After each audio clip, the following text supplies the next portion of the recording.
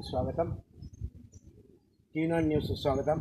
భద్రాద్రి కొత్తగూడెం జిల్లా కొత్తగూడెం మున్సిపల్ కార్పొరేషన్లో పరిధిలో గల 31వ డివిజన్లో మరి ముసలి వాళ్ళు సొంతంగా స్థలం కొనుక్కున్నారు. పాలకేతండ మంచికండ నగర్లో వారు చల్లా నాగయ్య గారి దగ్గర స్థలం కొనుక్కున్నారని చెప్తున్నారు.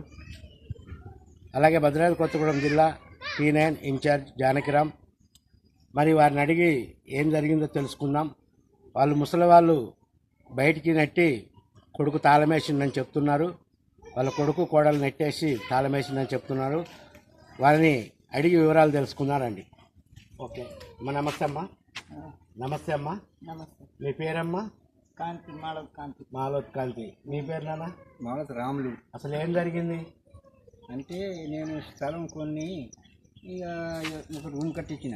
ఓకే. అయితే అప్పుడు కైకులు పని చేస్తూ ఉంటే కొడుకు ఉంటురా 4 రోజులు అని అంటే సరే నేను సింగరేణి జాబ్ కూడా వాడికి ఇచ్చిన. ఓకే. ఇచ్చిన తర్వాత నేను పోయి ఉంటారా ఇంట్లో నువ్వు వచ్చిందాక అని అంటే వాడు దొంగ వాళ్ళకి వీళ్ళకి లంచాలు కట్టి నంబర్ ఎక్కడో లంకించుకొని ఆ భార్య పేరు మీద రిజిస్టర్ చేయించింది. అంటే పేపర్లు వాళ్ళ దగ్గర ఉన్నాయా, మీ దగ్గర ఉన్నాయా? పేపర్ మా దగ్గరనే ఉన్నాయి. ఓకే. పేపర్లు మీ దగ్గర ఉన్నాక మరి నెంబర్ ఎలా తీసుకున్నాడు? మున్సిపాలిటీ వాళ్ళకి ఏమి ఇచ్చిండు, ఏం చేసిండు, వాళ్ళకి ఎంత లంచం కట్టిండు, మరి వాళ్ళు ఎట్లా ఇచ్చారో. అయితే నేను మున్సిపాలిటీ ఆఫీస్కు నేను కూడా నెంబర్ కావాలని పోయినప్పుడు రామూర్తి ఏమంటాడంటే నువ్వు ఆన్లైన్లో బుక్ చేసుకోవా, ఆ పేపర్ తీసుకొచ్చి మాకిస్తే మేము ఆయన పొద్దున్న దాకా తిప్పించిండు.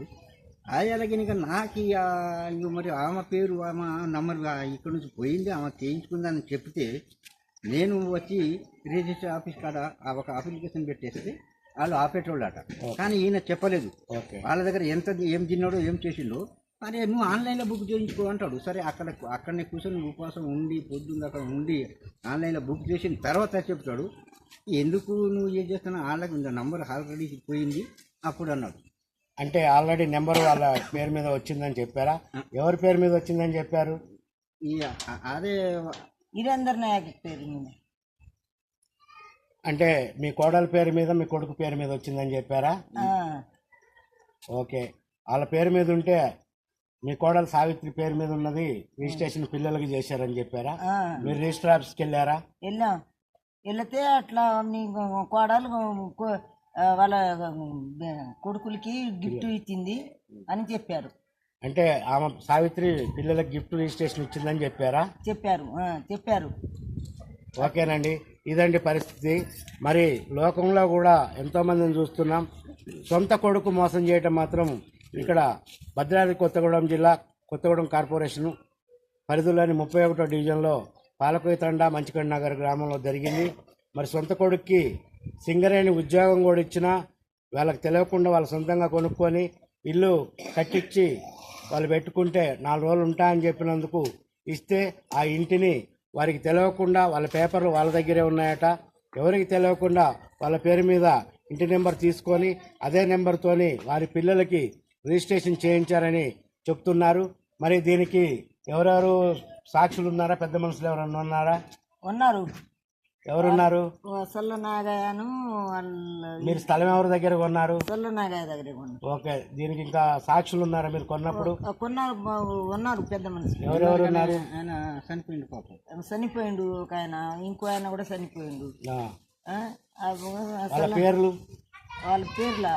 పేర్లు గుర్తులేదు. సాధు గారా? నరసింహారావు. ఓకే. నరసింహారావును. ఓకే. అది ఇదండి పరిస్థితి. సొంత కొడుకు చిన్న కొడుకు అని అటు దాక్కుంటాడు ఆయన ఇప్పుడు మాట్లాడారు. ఇది సొంత కొడుకు ఎక్కడో కూలి పని చేసుకొని బతుకుతుంటే పోనీలే అని వాళ్ళు సొంతంగా స్థలం కొనుక్కొని వాళ్ళు ఎక్కడో మంచిర్యాలలో ఉద్యోగం చేసేవారట.